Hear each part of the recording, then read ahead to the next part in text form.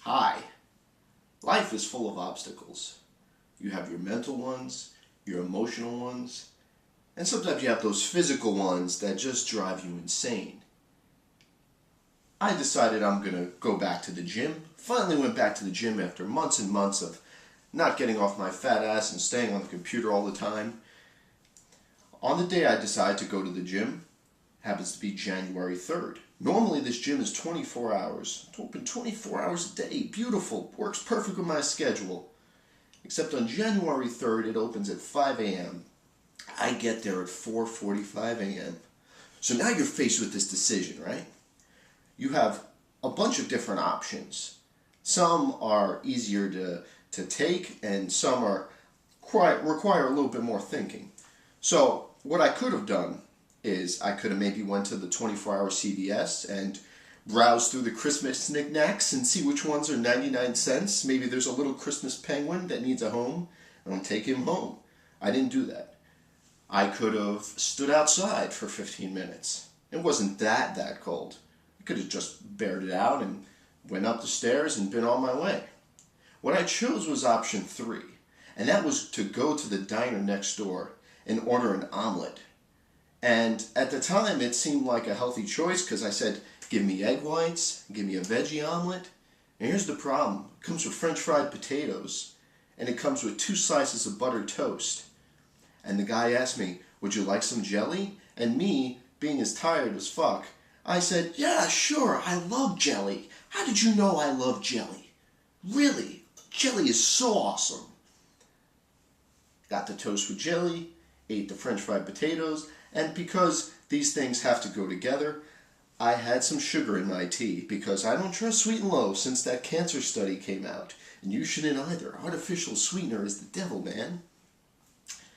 So I did all that, and then I finally made my way onto the gym after, I don't know why, eating this breakfast right before going on the treadmill for 2.5 miles. So the 2.5 miles I did on the treadmill, the net gain is, I don't know what the net gain is, but it's not good.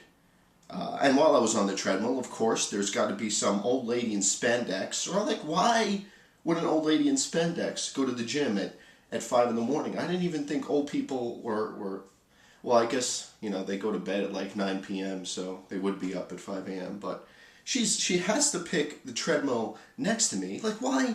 You have 20 treadmills. 20 treadmills. They just added more treadmills. More and more treadmills. Tons of different treadmills you could choose. This one, the red one, the green one, holiday spirit one, all of them.